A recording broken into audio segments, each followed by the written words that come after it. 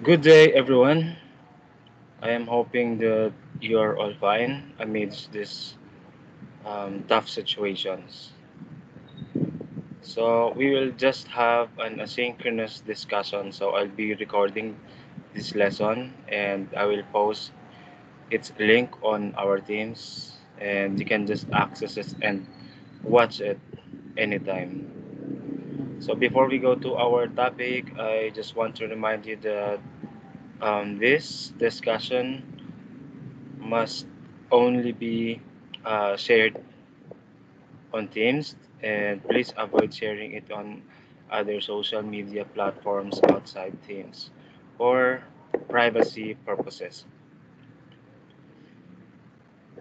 Um, Last time in our orientation weeks, especially during the discussion of the syllabus, you had been informed that one of the tasks could be writing an essay, a reflective essay, a reaction paper, or an analytical paper, right? So it is important that you're aware with the different writing techniques for you to be able to write properly and to have a competent paper, okay, or a collegiate level of writing. So we will be discussing these different writing techniques. I think some of these are already taught to you during your junior high school or senior high school years, but we'll just deepen our understanding about this topic this time. Okay, so first we have this one. Let's define first what an essay is. So, an essay is a short literary composition that reflects the author's outlook or point. So, it has different parts, such as the introduction, which tells about the description of the topic.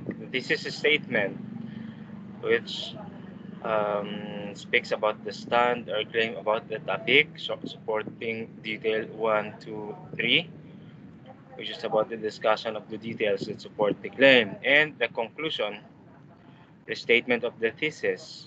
This is also the part where you're encouraging the readers to act or to do something about the topic. So let's say, for example, the topic that you have chosen is the COVID-19 situation in the Philippines. So, in the introduction part, you need to introduce the topic. You need to describe the COVID-19 situation in our country. You need to be very specific about what you really want to write about. Because sometimes students are just giving broad discussions or broad topics which are not detailedly explained on the middle of the paragraph. And that's what we are avoiding. That's why it's important that you have a certain topic that you want to talk about. So, again, in the introduction, you need to describe the COVID-19 situation in our country. You'll just plainly um, explain it in few sentences. And then after the introduction part, you need to have this is a statement. So this is where you make a stand or claim about the topic. You need to give your own opinion about COVID-19 situation in our country, specifically the COVID-19 response.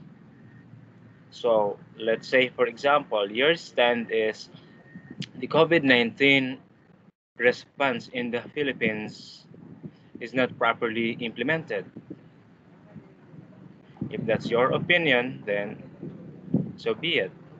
If, however, if your opinion will be the COVID-19 response is properly implemented in our country, then that's also okay. And after giving your stand or claim, we will now go to the supporting details. So supporting details are important because these are evidences or your support or backup with the stand. that you made. Why do we have the support?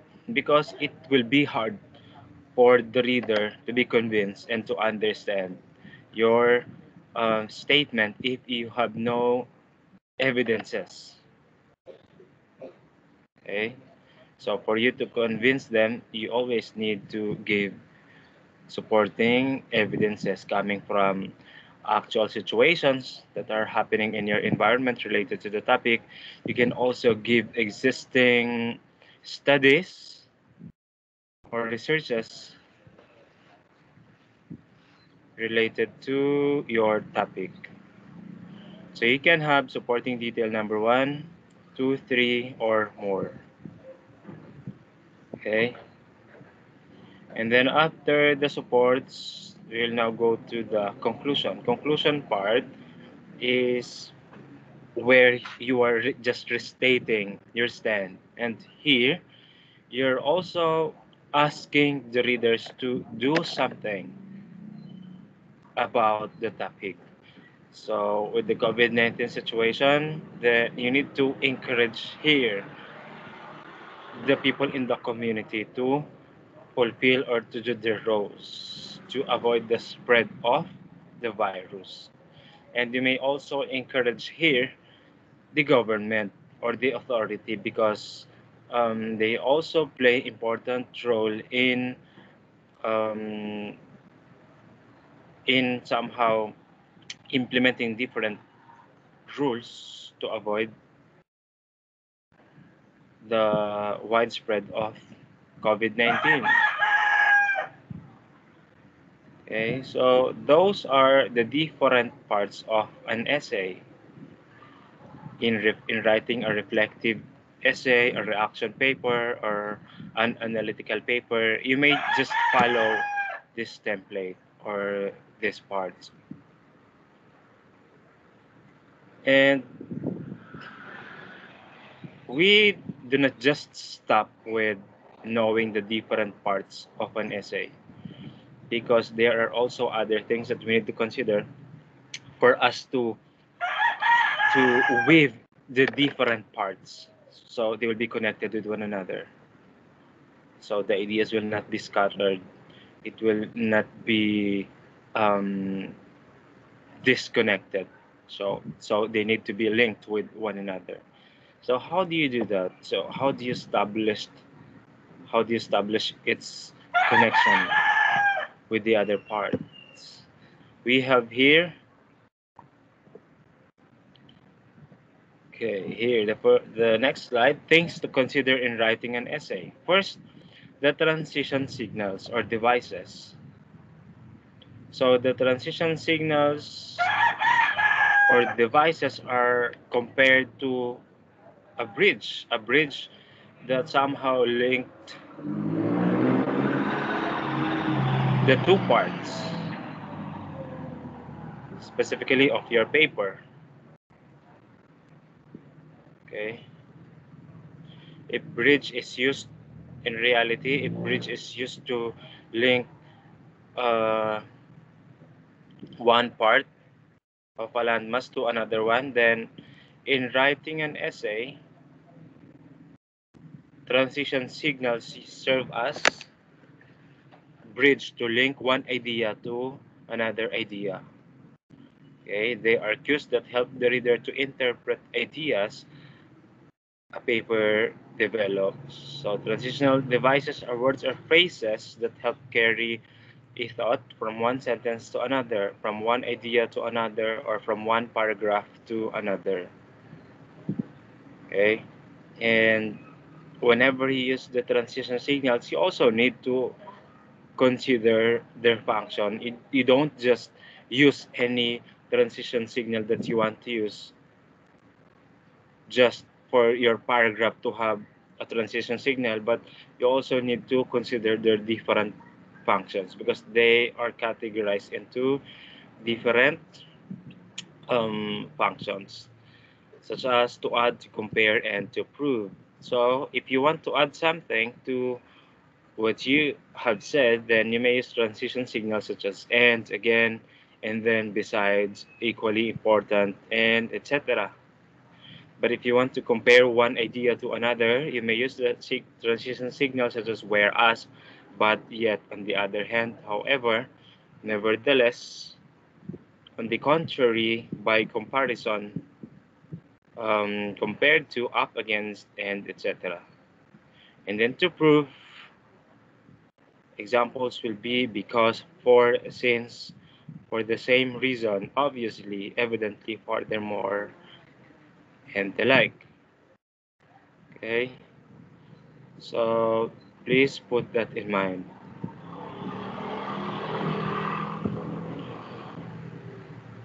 The others sometimes, especially those skilled writers, do not usually use transition signals, but they can still establish connection of one idea to another. How? By using words that are similar to the previous idea. So a skilled writer can use any or his own technique to weave the ideas together. But the basic um, way to do it is to use transition signals. I'm sorry about the chicken. And next is the tone. So the tone in writing refers to the writer's attitude toward the reader and the subject of the message. So the overall tone affects the listener or affects the reader of your message. Okay, so in speaking, we are applying different tones for us to be able to communicate properly, and our listeners will understand what we are saying, right? So we adjust the tone of our voice based on the context of our message. So if we are angry, if we are sad, we are hopeless, we have varying tones, right? And in writing, we also do that. So how do you apply tone in writing? Well, in listening, that's very easy to do because you're just going to adjust the pitch of your voice. But in writing, mm, it works in different way. Like you need to choose your words properly, words that are tantamount to such um, emotions or the tone that you're trying to convey. So the following questions will help you to determine the appropriate tone for your message. First, why am I writing this document? So by asking yourself the reason why you're writing it, why you're writing the paper, will help you identify the tone that you're going to use in doing it. Who am I writing to and what do I want them to understand? So here you also need to consider your audience. Okay? You don't just write you don't just write a topic. You also need to know, you also need to consider the audience or the reader of that paper. And after asking those questions, then somehow you can arrive with the tone that you want to use. So here you're asking yourself the third question, what kind of tone should I use after answering the first two questions? Okay. And aside from that, here are also the different things that you need to consider to properly use your tone. Here are some general guidelines to keep in mind when considering what kind of tone to use in your letters and how to present information in the tone. First is be confident. When you're writing, how do you show confidence? Okay. How do you tell the reader that you're confident with what you're writing? By being direct to the point,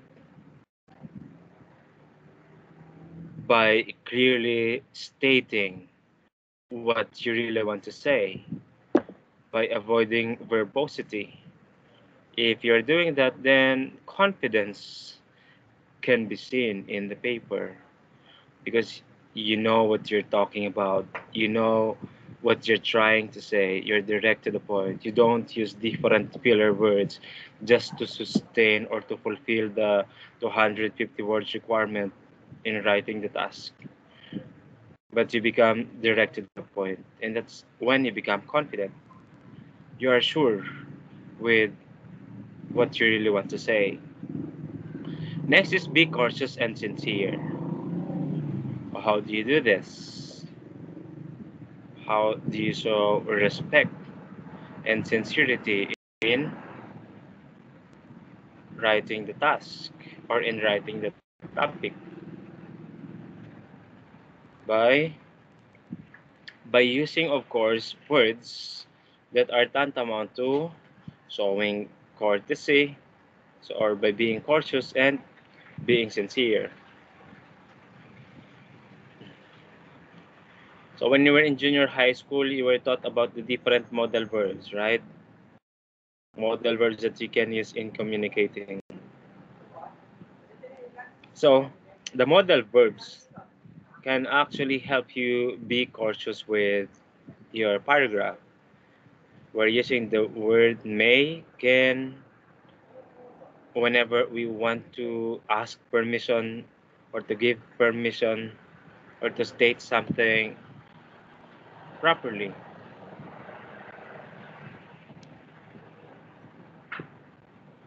Okay. And next is use non-discriminatory language. When you say use non-discriminatory language, you should avoid using the words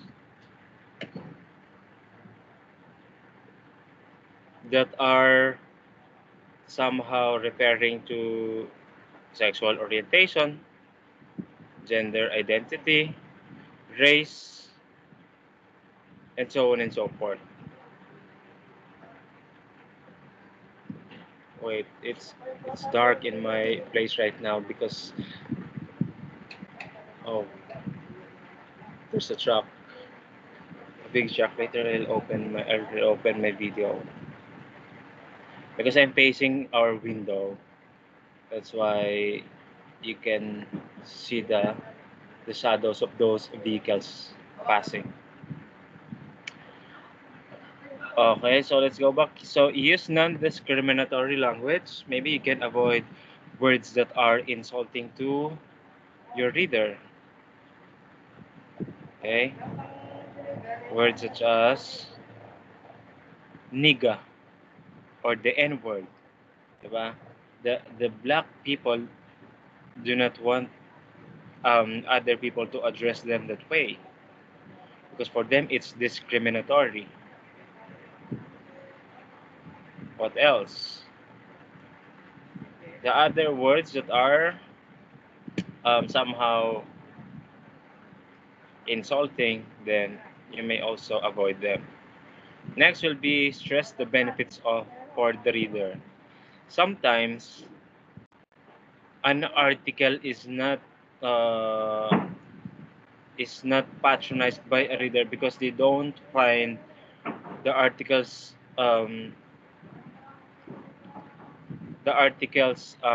connection to them, right?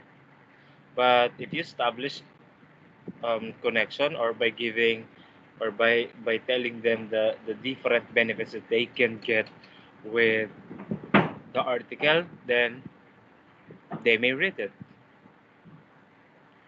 And then lastly, write at an appropriate level of difficulty.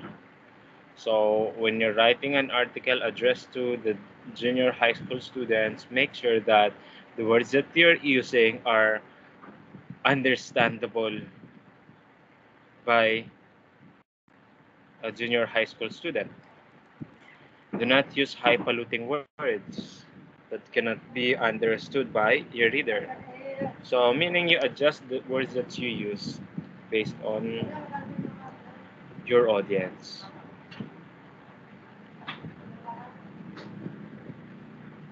Okay? What else? So if you have some other info or additional insights, you can just type your comments below the link, or below the in the comment section of the actual post of this link.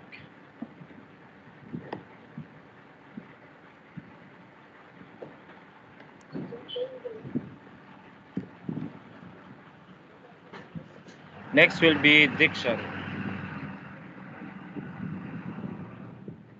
Diction refers to word choice, choosing the right word for the right situation,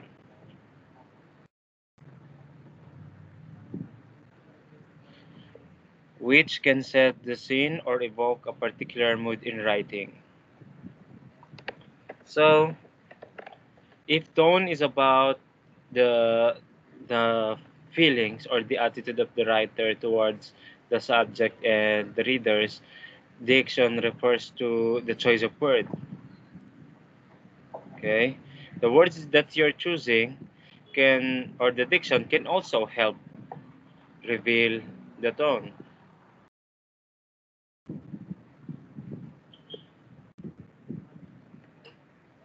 Do you get it? Because through diction, you'll be able to choose your words properly. So let's say, for example, the tone that you want to convey is sadness. Then the diction or the words that you choose must be similar or equal to the emotion sadness. That's what you do. Okay. So we have different levels of diction. So it includes high, middle, and low. High diction can be thought of as a formal or elevated, the sort of language used in research papers or formal speeches, for example. So whenever you write a research paper, a term paper, you're using the high diction because here the words that you're using are somehow technical, right? Language that are elevated or formal. So we consider it high diction. Middle diction is essentially neutral. It is not especially formal or informal, and it can be used in variety of settings to reach a broad audience. Essays and newspaper articles are examples of language that might choose middle diction. So in writing an essay, I am encouraging my students to follow the middle diction because this is the neutral one, and it can be considered formal or informal, and it can reach broad audience. So this can be used in different type of writing. So you can use the middle diction. And the last one will be low diction. Low diction refers to informal language, especially slang or colloquial speech. So where do you see this? Through magazine blurbs, casual social media posts, and texts to friends are all examples of this level of diction. The slang words are example of low diction. Words such as lit, what else?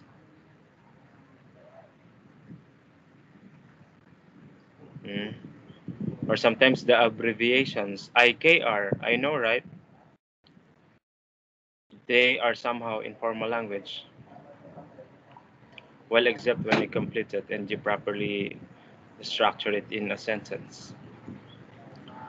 So those are the different levels of diction. Again, I'm encouraging you to use middle diction in writing your paper.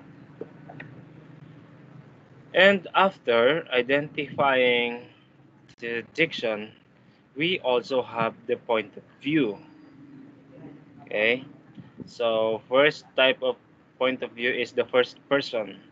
First person, if you write your paper with your co-authors, you might use in the paper when you're referring to actions or beliefs that you and your co-authors have taken. So we're using the first person point of view if you're the one involved in um, the narration, or you're the one sharing your own experiences, your own life, then you can use the first person point of view.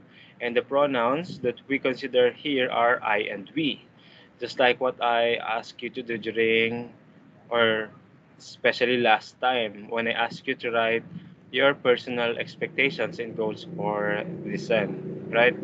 So you can use pronouns I and we in that specific task because that's based on what you're experiencing. That's based on your personal experiences or beliefs. And the next point of view is second person. Second person is what you use when you're talking to the audience. And you can usually see this when you're reading an article telling about the different directions, recipe, instructions, and so on and so forth. So let's say, for example, manual or recipe book or giving directions. Those are all using the second person point of view because the author is telling the reader what they should do. So they are using the pronoun you. Example recipe on how to cook adobo. So the author may structure his statement this way. The first thing that you should do to cook adobo is this one. And the second thing that you should uh, do will be this one. So as you can observe, the author is using the pronoun you, addressed to the reader. And the next point of view is third person. Third person point of view, meaning the narrator or the author is not included in the action or in the narration. The narrator is just like um, standing on a vantage point of view and just clearly describing what's happening in that specific event. Or the author may just clearly describe the topic as if he or she is observing it. Okay? So in literature, especially in short stories, we always see different points of view, right? The first person, the second person, and the third person. First person if the character is included in the story. Second person if the character is talking to the reader. And third person is if the character is, or if the narrator is not included in the story, he's just plainly describing what's happening. Okay, so those are the points of view in literature. But in writing, it's almost the same. If you're the author, you can also follow such things. Okay, when you want to include yourself, or you will just talk to your reader, or you'll just plainly describe your topic without you involving yourself in the situation. Okay, so after knowing the different um, points of view, we'll now go to the other writing strategies. You can apply this in writing an analytical paper or a reflection paper or a reaction paper. You can follow, or your knowledge about these strategies will help you do the task. Summarizing is the first strategy. So summarizing entails capturing the main ideas of the text, allowing it to have a broad overview of the source material. It involves determining the gist of a literature, focusing your attention to the main idea of the text and key concepts and words that support the main idea. Sometimes through the uh, quiz on forms, I am asking my students to summarize an article related to the topic that we have discussed. So this will really help you. Okay, I am giving an article, especially during midterm exam or final exam, and then I allow my students to summarize those articles so they can reflect on the idea or the concepts presented on the text. So how do you summarize, or what is summarizing first? So summarizing means getting the main idea, getting um, the most important details of the text. Okay, when you know the most important details, you know the main idea, the gist of the literature, then it will be easier for you to understand the text. Right? And you don't need to read the whole paragraph,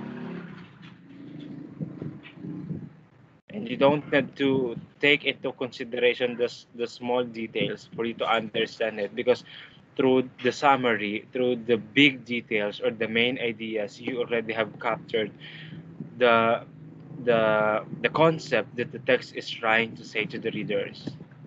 So how do you do summarizing? First, you need to underline the main ideas in a paragraph or section. And then after underlining the main ideas, you're going to determine other concepts that support these ideas. Usually we can see the main idea at the beginning of a sentence, sometimes at the middle or at the end. But if it is easier for you to understand, as long as the statement is generally speaking about the topic, then that can be the main idea. Okay? After underlining it, you need to set the text aside and write a summary of it, providing only the gist of the literature. So let's say, for example, you already have identified what the main idea is, and then you keep it. Now you rewrite the article based on how you have understood it, or only through the use of the main ideas and the supporting major supporting details. Okay, and then third, consider the 6 basic questions. It's also important that these details are present in your summary. So questions, the WH questions, such as who are the people involved, what is the event, when did it happen, where it happened, why it is happening, and how it happened, are the questions that you need to consider for you to get the main idea of a text. Okay, or in capturing the key concept of the article. So when you follow all of that, when you have the WH questions and the how question, then you can summarize it immediately. Okay. Next will be paraphrasing. Paraphrasing is one of the most common strategies used to avoid plagiarism. Why? Because paraphrasing is conveying the author's thoughts using your own word.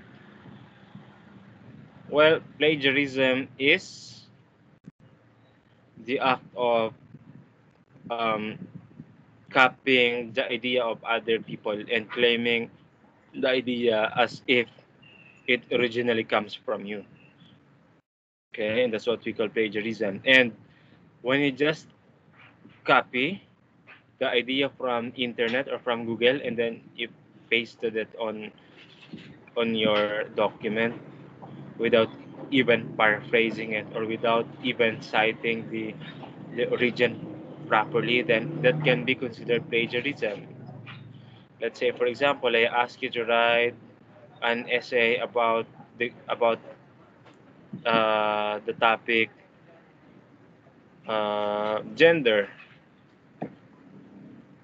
and then you look for the meaning of gender on internet, and then you just copy pasted it and use it in your entire article or your entire essay without paraphrasing it or without acknowledging the source, then that can be considered plagiarism. And last time, di ba, I told you that plagiarism is equal to getting a 0 score. That's why I'm asking you to attach a plagiarism checker result always in every writing task that I am asking you to write. So that will somehow help us identify if there's plagiarism in the text or the ideas are really coming from you. So you need to convey the thoughts of the author using your own words. Okay? The structure might be different, the presentation of the words might be different, but don't um, don't change the essence of the text. Okay? Because that will be different. What you just need to paraphrase or to change are the words that you use, the structure of the sentences, and etc. But never ever change the essence or the actual meaning of the text. How do you do paraphrasing? First, you read the literature several times until you fully understand its meaning. And after identify or after reading it several times, you rewrite it using your own word without looking at the text. Okay? So again, after read, you try to read it and understand it. And after understanding it, you write it on a piece of paper while the original text is kept. So after writing, compare the original text and the paraphrase text. See if the structure or the words that you use are still the same. If they are, then still the text is not yet paraphrased.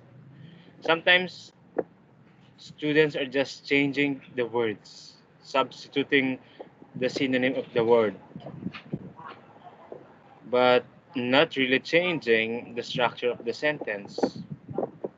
The prepositions used are still the same. So I don't consider it paraphrased. I still consider it the same with the original if you did that way. So what you need to do is to write the text using your own words based on how you understood them. Okay? And when you do it, then you already have paraphrased it. Next is synthesizing. So when do you usually synthesize? Or when do you synthesize a text? Usually, we have synthesis in our research, right? In your senior high school years, do you have this one? Synthesis?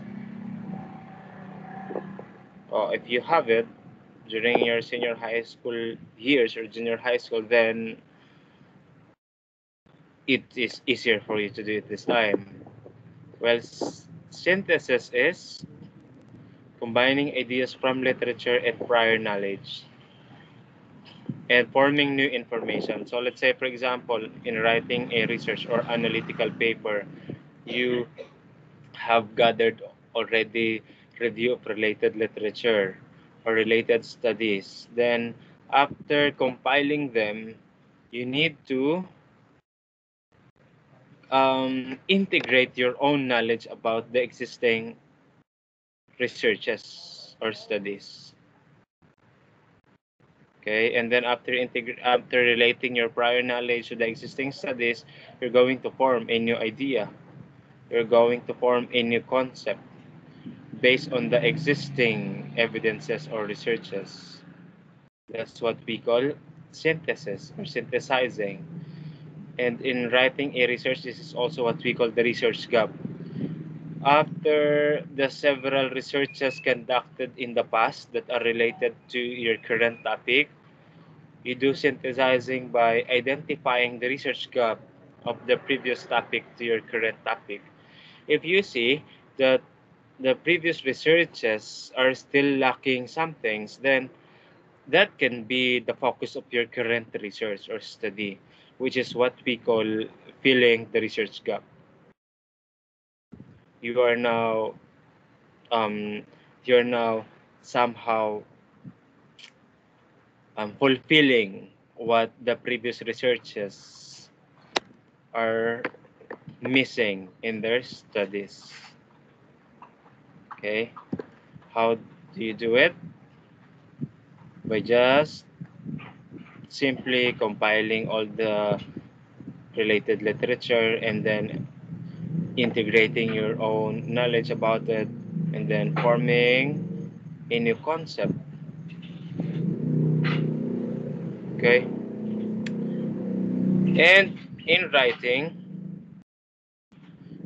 an essay, writing a reaction paper on or analytical paper, I am also asking you sometimes to cite properly cite the origin of the idea. That's why we will also be talking now the topic conventions. So convention refers to the documentation, which is the basic requirement in research writing or informal writing to ensure that the credit is given to the sources of information and would not pass off as someone else's work. Failure to use proper documentation is considered plagiarism, a serious crime, according to Gonzalez City et al. 2018. So again, I already have mentioned this a while ago. If you don't cite the origin of your ideas properly and you claim it, you just put it in your article as if the idea is originally coming from you, then that can be considered plagiarism. So you always need to cite them. You always need to um, include the names of the authors. Okay, so you can do it through the referencing or through the in-text citation. So tips in documentation, always cite the origin of the information, follow the correct format in citing authors, which we are going to discuss later, and choose only the reliable online sources. Now that we are in online class, you are given the freedom to look for the different resources that you may find online, right? Since we have access on internet, and that's what we are actually using in conducting our classes online. And given that freedom, you still have that responsibility to choose the reliable sources only. How do you know if the source is reliable? By identifying it, by identifying the authors, by checking the website. Is the website trying to promote a product or to sell a product? Then somehow that's not reliable because authors sometimes are using propaganda just for their products to be sold. So they are somehow biased, and it may not be a reliable source of our information when we are writing a formal paper. Okay, so make sure that you're choosing online reliable sources. Sometimes through the review, you can see or you can check if the website is giving reliable information. Okay, and if many are using it, or it is really used in by the or it is really used by the different researchers, then you may use it. Gonzalez C. et al. 2018 added that citing sources or references is important to observe ethics and give credit to the origin of information. Citation style refers to rules or conventions established by the American Psychological Association for documenting the sources in a research paper. Okay, so I think you're aware with this since you have been writing a research paper even though you were in junior high schools. And in senior high school, you have been bombarded with different research papers, right? So here are the two common documentation styles that we are going to discuss. Actually, we have lots of documentation styles, but we will just focus on these two types, the commonly used styles. First is MLA, or Modern Language Association. So this MLA format or style is usually used in writing articles, writing a book in the arts and humanities. So MLA format is the one followed. But if you're writing a research paper, then you need to follow the APA, or American Psychological Association style. Why? Because this type of documentation is used by teachers and students in business and social sciences. So it is a standard that in the field of education we're using the APA format, especially when we are writing a research paper or an analytical paper, reaction paper, and so on and so forth. Okay, that's about conventions. So here are the in-text sample of in-text citation. So when we say in-text citation, a brief form of reference included in the body of your paper. So let's say, for example, your topic is um, about global warming, and then there is one quotation, or there is one concept coming from an author, and you really like this concept and you want to include it in your essay. So what you need to do is to follow in-text citation, so it will not be considered as plagiarism. You can use MLA format if you're writing a book. According to Biko, a short story has a setting that refers to the time, place, and condition in which the story is placed. Page 1 to 3, opening close parenthesis, then period. But if you're using the APA, you can structure your citation this way. According to Biko 2004, a short story has setting that refers to the time, place, and condition in which the story is placed. Open and close parenthesis, page 1 to 3, period.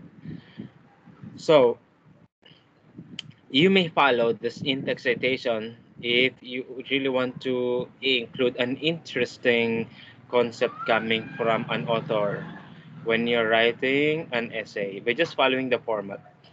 I can assume that, oh, this is uh, this text is coming from that author, since you also have mentioned it in your paper. Okay, am I speaking too fast?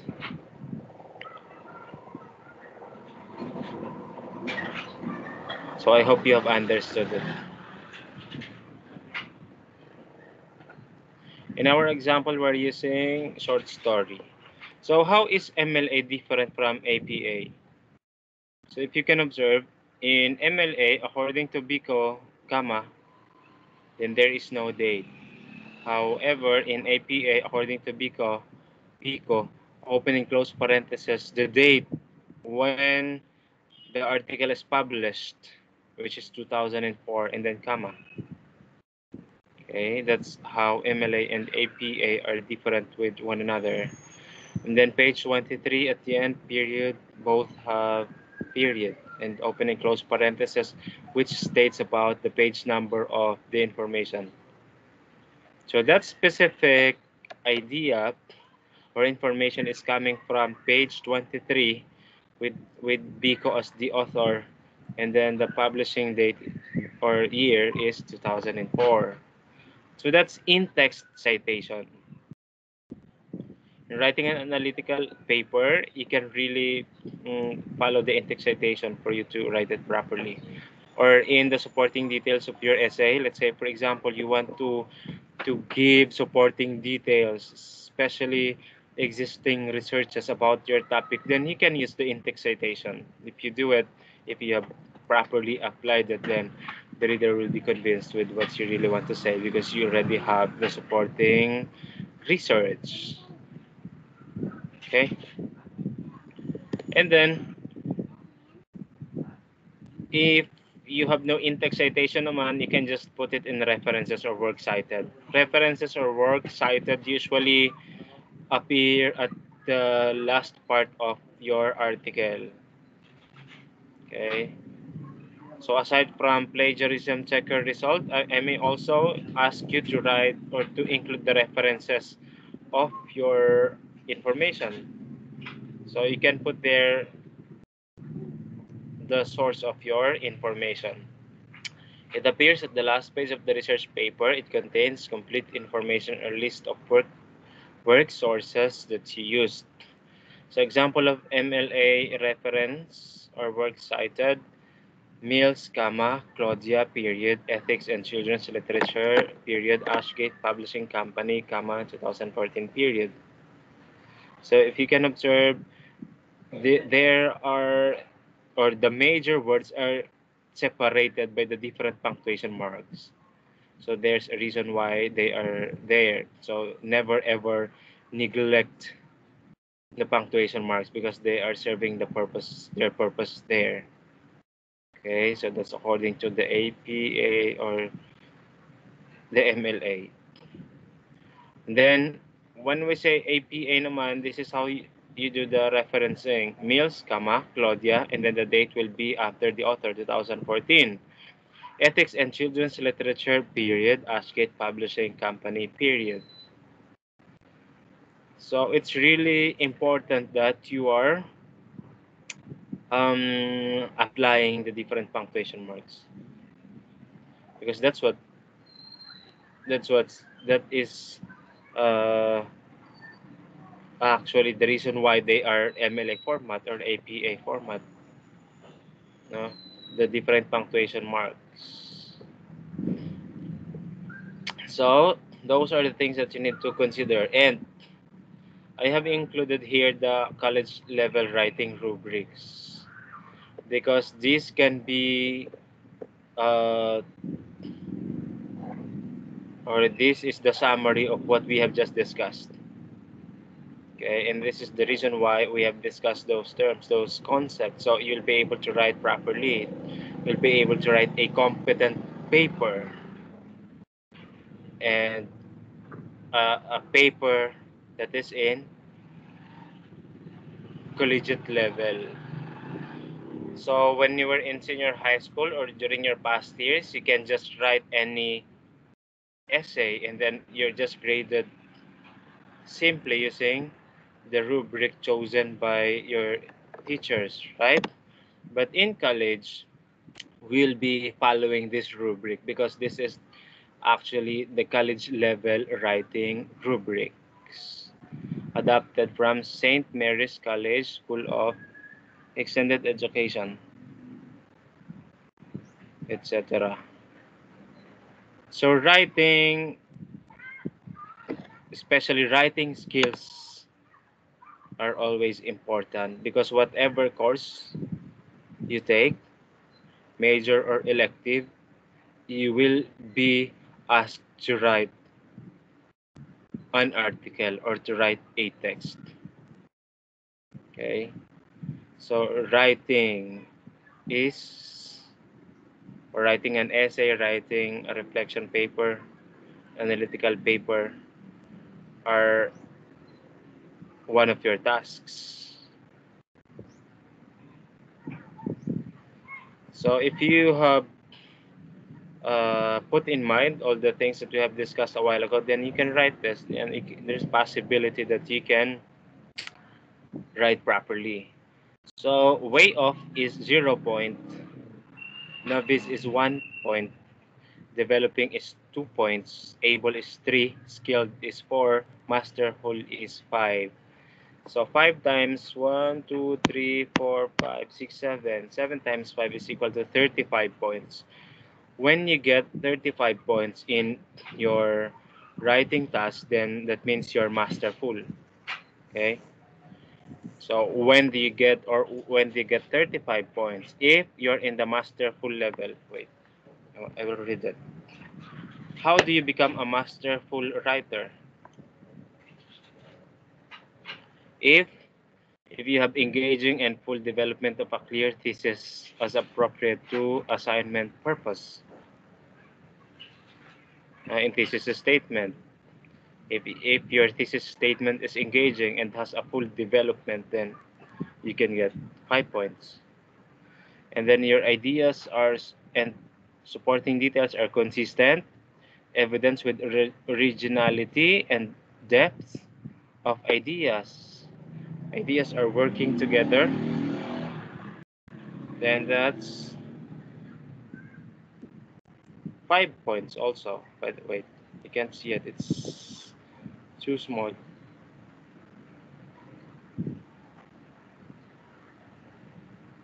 Where is the rubric? Okay.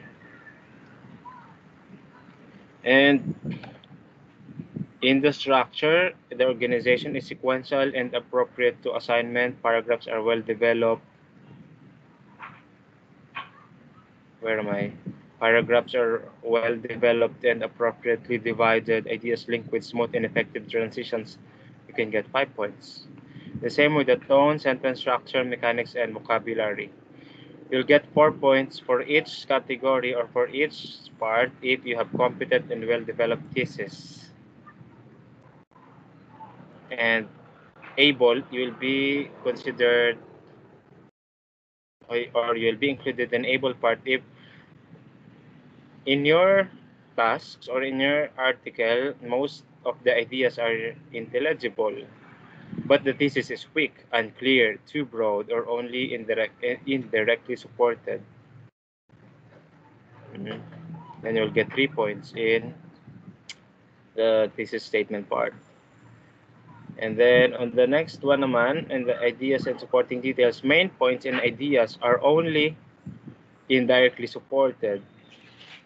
The next one, limited attempts to organize around thesis, little or inconsistent sense of audience related to assignment purpose, you'll get 3 points. And you'll be put in developing if mostly simplistic, unfocused ideas, little or no sense of purpose or control of thesis. 2 points yon for the thesis statement part. And the novice if the ideas are extremely simplistic. Extremely simplistic, showing signs of confusion, misunderstanding of the prompt, thesis is essentially missing or not discernible. Lack of supporting details, lack of organization, awareness of the tone, and etc. That will be 1 point.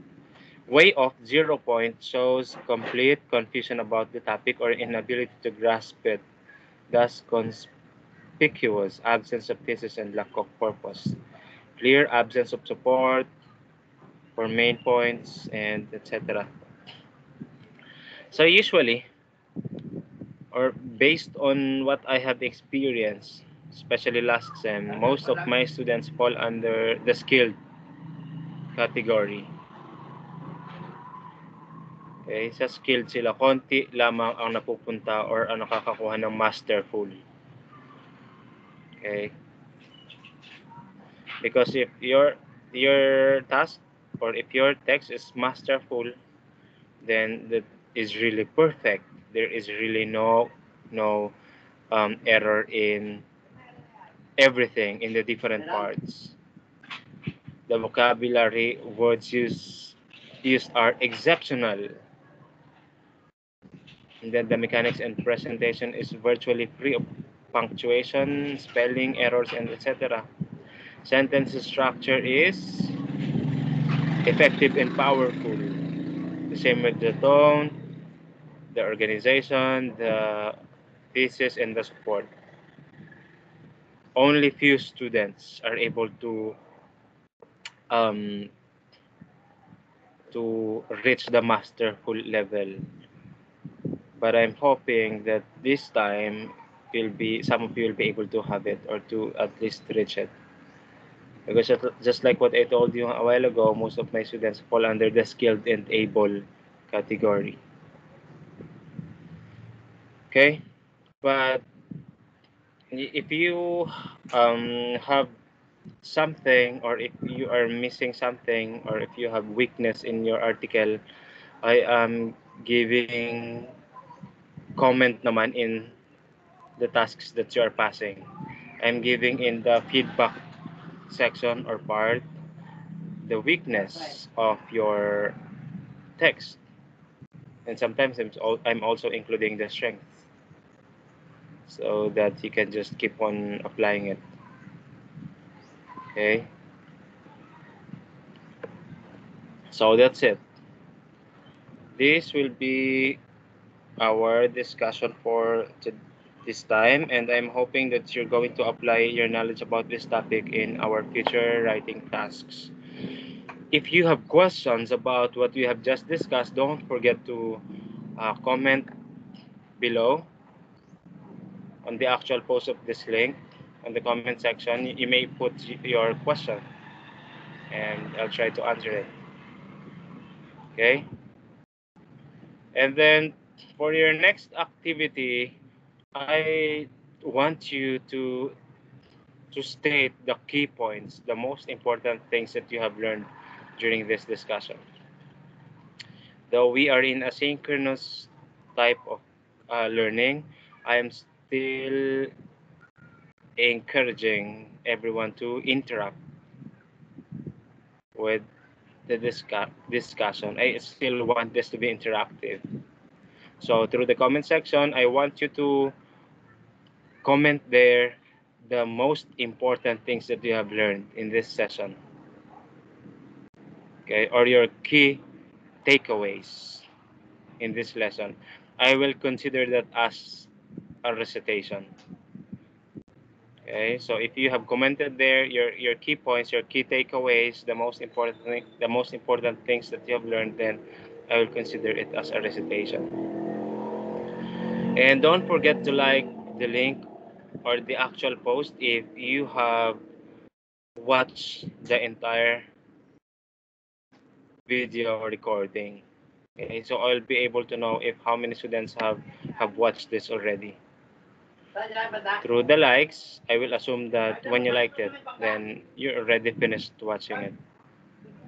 Okay, and if you have question, you can put it on the comment section, or for the recitation, you can comment there. You can comment the things that you have learned. Okay, so this would be all.